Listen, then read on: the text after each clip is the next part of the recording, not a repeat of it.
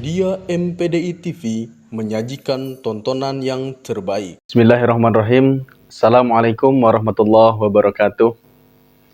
Innalhamdulillah mabadu. Pada kesempatan kali ini saya bersilaturahim ke kediaman Guru Besar Padepokan Jaya Kusuma, yaitu Bapak Nur Hadi Kusuma, SPD, MPD, MM.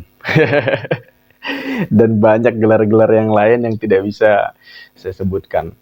Nah, jadi sengaja silaturahim hari ini melihat dari kesuksesan capaian yang menurut saya ini capaian sangat luar biasa. Mengingat di Kecamatan Bulo itu, karena beliau pun orang Bulo, pendidikan paling tinggi biasanya S1. Nah, ini justru di Bulo beliau adalah pertama kali S2 dan juga menjadi dosen pengabdian sudah 12 tahun.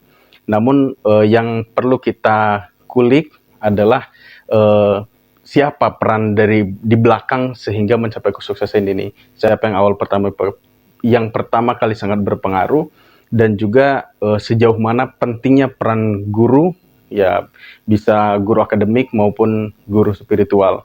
Dan mungkin lebih banyak kita membahas pentingnya guru spiritual. Assalamualaikum, gimana kabarnya? Waalaikumsalam, alhamdulillah baik. Alhamdulillah. Jadi kesini silaturahim sekaligus ingin mengulik sedikit tentang perjalanan karirnya, tidak terlepas mungkin perjalanan spiritual ataupun pentingnya guru spiritual. Nah, menurut AA sendiri, seberapa penting sih guru spiritual itu? Saya menemukan guru spiritual saya itu ketika saya yang sejati gitu, yang betul-betul guru yang saya anggap lahir batinnya dia guru saya gitu ya. Ada orang yang membimbing saya betul-betul ke jalan sejatinya hidup saya itu di tahun 2007. Nah, berarti gini kan, ketika kita mencari guru spiritual kan ada historis yang kemungkinan kita sudah menganggap dunia ini sudah jenuh dan Tuhan tidak adil gitu kan, dan keputusasaan yang sangat luar biasa sehingga membutuhkan guru spiritual. Nah, pernah nggak di satu titik yang itu sangat turun, bahkan sudah nggak percaya lagi dengan dunia ini sehingga butuh spiritual, dan gimana? Ada cerita terus itu? Saya bukan tidak percaya ke dunia lagi, Bi. Saya sudah nggak percaya dengan Tuhan. Gitu ya. Saya merasa saya betul-betul dekat dengan Tuhan itu kan di 2022 ya, 2022 kelas 2 SMA. Di kelas 2 SMA, 2002. Ya 2002. Kelas 2 SMA itu 2002 itu saya betul-betul total dalam dekat dengan Tuhan. Semua pekerjaan sunnah itu saya lakukan. Tepatnya 2005 saya kuliah, 2005 2006 saya merasakan betul-betul hampa dengan kondisi ekonomi yang sulit. Kemudian kondisi orang tua yang tidak bekerja gitu ya. Dan saya lihat teman-teman saya yang tidak pernah ibadah, yang melakukan perbuatan zina, mabuk tiap malam gitu ya. Dan tidak pernah melakukan hal-hal yang manfaat menurut saya. Justru dia malah dapat segala kenikmatan dunianya gitu ya. Saya yang selama ini hanya mengaji gitu ya, ngikuti taklim, pengajian, berkelompok kecil-kecil kemana-mana gitu ya, ke pondok gitu ya. Tapi saya nggak dapatkan itu gitu ya. Sampai puncak saya bilang Tuhan nggak adil.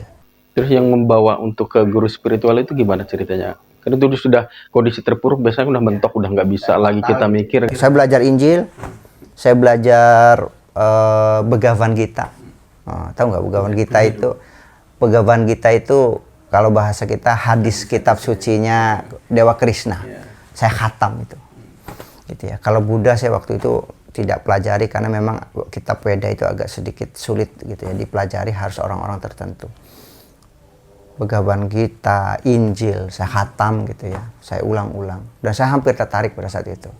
Makanya kalau ditanya tentang dewa-dewa saya hafal gitu ya, karena saya menganggap enak juga Tuhan Hindu gitu ya. Ada banyak ya. Ada banyak, nggak kabul sama si Tuhan sama dewa ke dewa B aja gitu ya. Nah, kalau kita kan Tuhannya satu, itu aja, nggak dikabulin, mentok di situ. Gitu. Terus yang meluruskan kembali itu guru spiritual atau memang ada orang yang... Ketika saya lagi terpuruk, saya merasa Tuhan nggak adil, saya merasa doa-doa saya nggak pernah dengar oleh Tuhan. Di Musola Al-Ikhlas saya ingat waktu itu. ada Ustadz Tauhid namanya, yang punya Pondok Pesantren Labaik. Kalau yang nonton video ini komen gitu ya, insya Allah. Walaupun beliau tidak pernah mengklaim murid beliau, tapi saya merasa beliau adalah guru pertama yang menyadarkan saya tentang hakikat ketuhanannya. Saya dielus, tiba-tiba lagi sholat saya ditepuk bahunya, diginiin. Padahal dia nggak kenal dengan saya. Dia itu sering jadi imam sholat di musola saja gitu ya, karena dia punya pondok. Saya di kosan di sebelahnya, ditepuk. Kalau semua doa dikabulkan Tuhan, itu ya dunia ini nggak seimbang nantinya. Cuman gitu aja. Guru spiritual ini ya apa ya, sekarang ini kan banyak yang mengklaim bisa mistik dan lain-lain. Nah, untuk mengantisipasi nih ya, kira-kira kriteria guru yang bisa dijadikan guru spiritual itu kriterianya seperti apa yang ideal?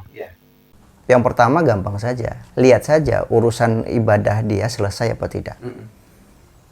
Ngobrol sampai pagi nggak sholat isya, subuh kesiangan, nah nggak usah jadi guru spiritual. Lihat ibadah dia kepada Allah Subhanahu Wa Taala, sholat dia. Kemudian yang kedua, lihat apa saja nasihat yang dia berikan. Nasihatnya apakah itu semakin mendekatkan kita kepada Allah atau membuat kita semakin jauh dari Allah. Gitu. Kemudian yang kedua, lihat keluarganya, Bi. Lihat bagaimana dia perlakuan dengan anaknya, dengan istrinya. Kalau dia buruk dengan anak istrinya, jangan jadikan guru spiritual. Itu. Kemudian yang ketiga, yang terakhir ini ya, yang saya rasakan, kamu rasakan keteduhan gak? Ketika kamu datang ke rumahnya. Ada kenyamanan gak ketika kamu datang ke rumahnya? Jadi ada bedanya, Bi. Ada guru rohani, ada guru spiritual, ada guru hikmah. Oh, ini hal yang berbeda ya? Kami menganggap itu satu kesatuan ini. Apa yang menjadi pembedanya? Ada guru spiritual tapi dia gak ngerti ilmu hikmah. Secara spiritual itu tadi membawa ketenangan, kedamaian, ketentraman. Gitu. Apapun yang kamu tanya dia bisa jawab. Ada aja solusinya. Nah, itu guru spiritual. Gitu. Dan guru rohani, kalau guru rohani adalah guru yang memang betul-betul membimbing jalan kita untuk sampai kepada Sang Khalik, kepada Allah. Gitu. Guru spiritual itu nggak mesti dia harus membimbing langsung kepada Allah secara nyata, tidak. Guru spiritual itu kayak tadi, dia cuma hanya memberikan ketenangan, kedamaian, tapi betul-betul urusan kamu nggak bisa lepas dari Allah gitu loh. Urusan dunia juga kamu nggak bisa tinggal. Nah, ini guru spiritual. Nah, imbang, ya? Keseimbangan. Nah, kalau guru rohani, kamu akan dicuci bersih jiwa kamu. Fokus ya. Nah, setelah sudah selesai itu dengan permasalahan sendiri kan, dengan masa terpuruk, kemudian menemukan guru spiritual, guru hikmah, dan juga guru kerohanian sudah stabil. Nah, setelah itu apakah ingin mencari anak-anak yang anak remaja atau SMA yang dikhawatirkan problemnya sama, kemudian ingin menyelamatkan anak ini, gitu. Pernah ada di posisi itu, merekrut agar anak-anak ini terselamatkan, tidak berada di posisi yang Adul alami. Ya. Dan saya ngalami itu memang.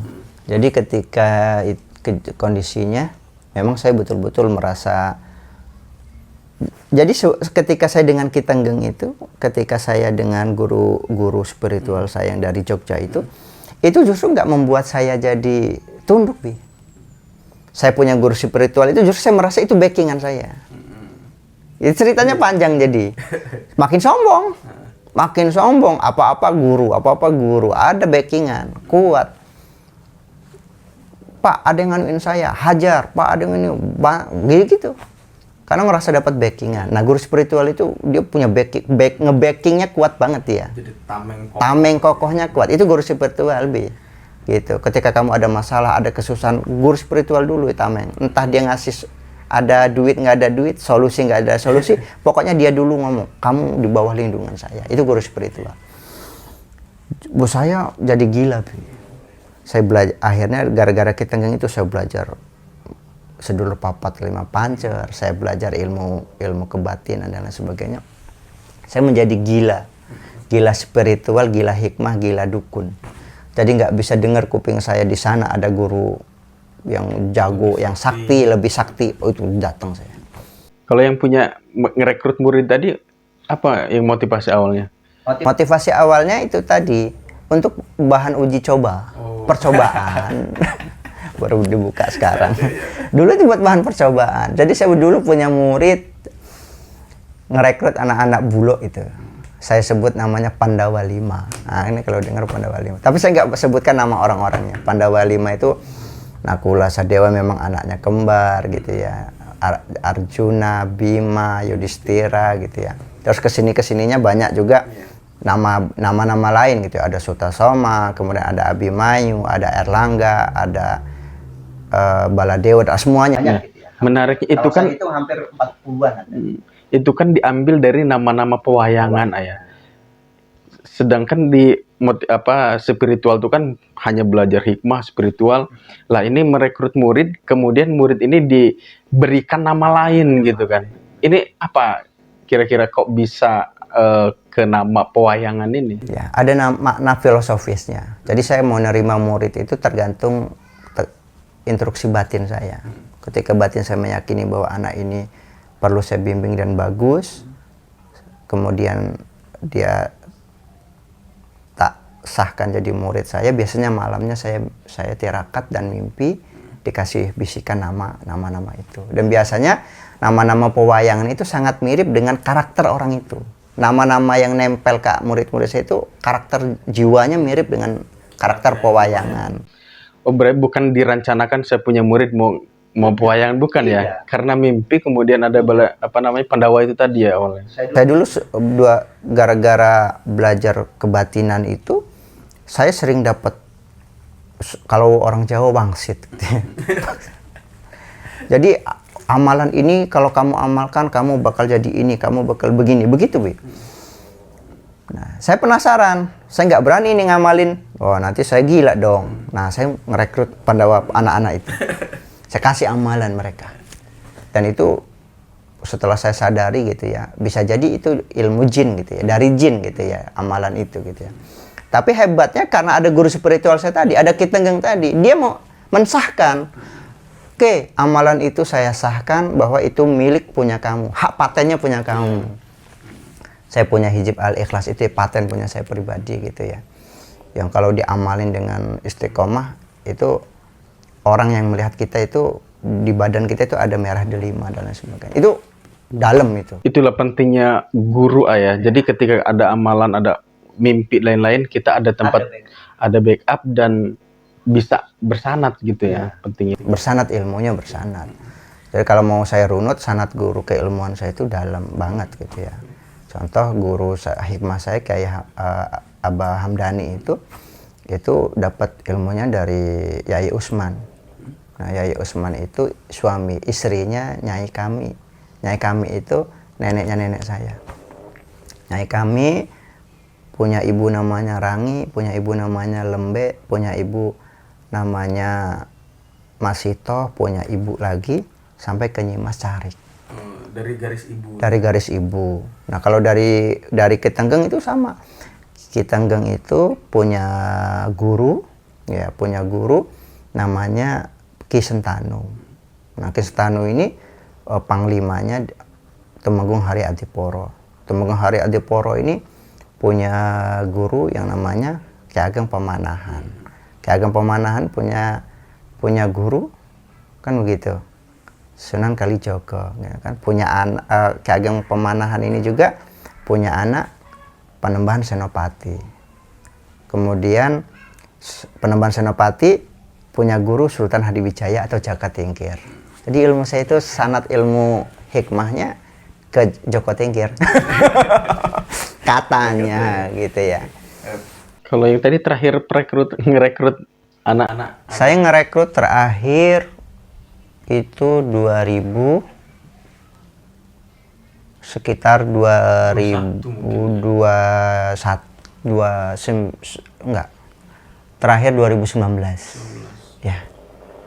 2019 terakhir, sejak gara-gara itu 2019 semenjak rumah ini 2019 sampai sekarang saya cukup selektif dan hati-hati menerima murid sekarang.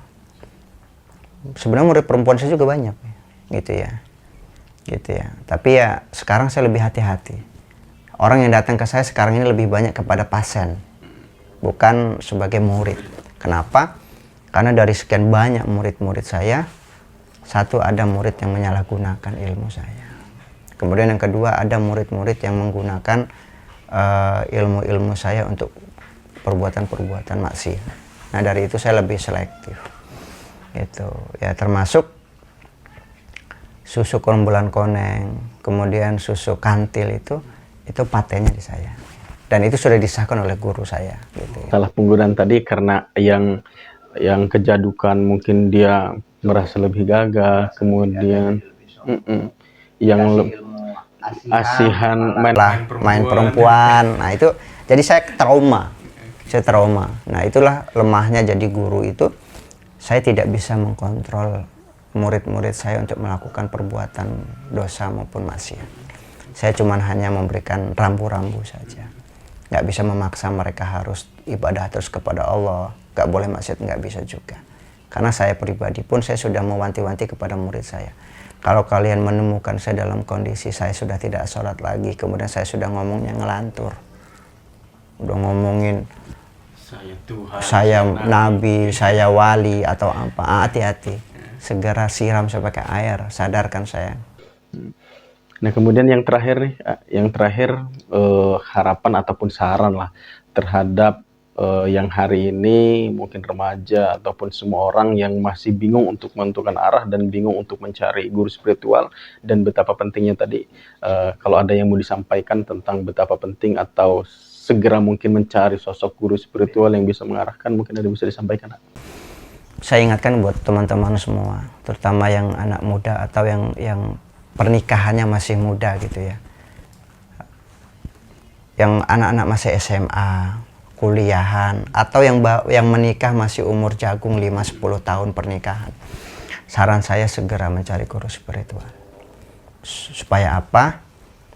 Supaya bisa membimbing Anda ke proses sejatinya diri Anda.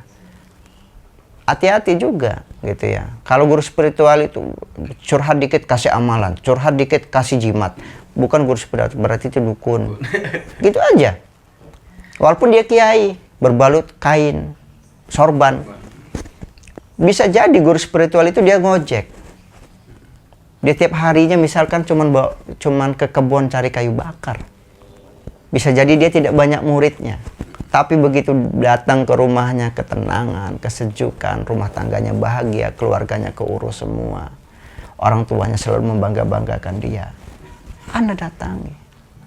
Gitu. Dimulai dari mana? Terdekat kita dulu. Sibuk Anda mencari mencari guru spiritual sampai ke Jawa sana. Jangan-jangan bisa jadi tetangga Anda, bisa jadi guru Anda. Gitu ya, dicarikan itu. Dan menurut saya, ketika ingin mencari guru spiritual itu, luruskan dulu niatnya. Mau apa, gitu ya. Luruskan dulu niatnya mau apa, mau bagaimana. Jangan dimulai mencari guru itu karena kagum dengan ilmunya. Jangan kagum dengan gelarnya misalkan, jangan. Tapi lihat sisi terdalam dari dirinya. Gitu. Jadi intinya gitu deh. Kalau Anda sudah meyakini bahwa kayaknya dia cocok jadi guru saya, mewakili apa yang jadi belahan batin saya, datangi. Terima kasih banyak ini ya untuk waktu hari ini sudah berbagi. Ternyata tanpa disadari untuk jenjang karir dan benteng hidup yang membuat kita stabil itu ternyata guru spiritual. Satu lagi, tidak ada di muka bumi ini orang yang bisa berhasil tanpa didampingi oleh guru di belakangnya, selain kedua orang tuanya. Karena belum tentu nasihat orang tua itu bisa sampai masuk ke hati kita. Butuh orang lain untuk memberikan kita nasihat. Sebagai perantara. Contoh, Mike Tyson itu punya pelatih yang lebih kecil dan stroke. Gitu ya. Dan Mike Tyson kalaupun toh berantem sama gurunya itu pasti kalah gurunya. Ya kan? Banyak kan kisahnya. Tapi apa yang terjadi? Tapi Mike Tyson tetap mempergunakan gurunya sampai wafatnya.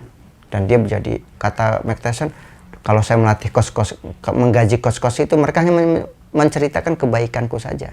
Tapi kalau engkau, buruknya dia bisa melihat. Celah. Ada celah. Muhammad Al-Fatih di umur 14 tahun menjadi khalifah. Kemudian di umur 19 tahun, ada yang bilang 21 tahun dia menaklukkan Konstantinopel. 24 tahun ada yang bilang. Dia itu punya guru spiritual. Disebut siapa? Fahmi Basha. Itu guru spiritualnya. Maka harus setiap orang sukses di belakangnya ada guru spiritual. Siapapun itu. Cuma kita nggak tahu saja siapa. Kan gitu. Terlepas versi apapun ya guru spiritualnya. Terlepas seperti siapapun versinya. Ya ada yang menganggap dukun itu guru spiritualnya ada gitu ya. Jadi guru spiritual itu sebenarnya cuma persepsi saja, Bi. Yang jelas dia bisa menjadi tempat berkeluh kesah dan mencari solusi. Oke. Baik, terima kasih sudah menyimak dari obrolan hari ini podcast daripada Media MPDI TV. Mudah-mudahan ini menjadi dasar kita bahwa mengingatkan betapa pentingnya seorang guru yang bisa mengawal dan mengarahkan, menenangkan batin kita untuk supaya bisa jalan ini lebih terasa nikmat lagi. Gitu. Mudah-mudahan bermanfaat. Kurang lebihnya mohon maaf. Ihdinas siratal mustaqim. Allahumma waffiq ila aqwamit thoriq. Assalamualaikum warahmatullahi wabarakatuh. Waalaikumsalam warahmatullahi wabarakatuh.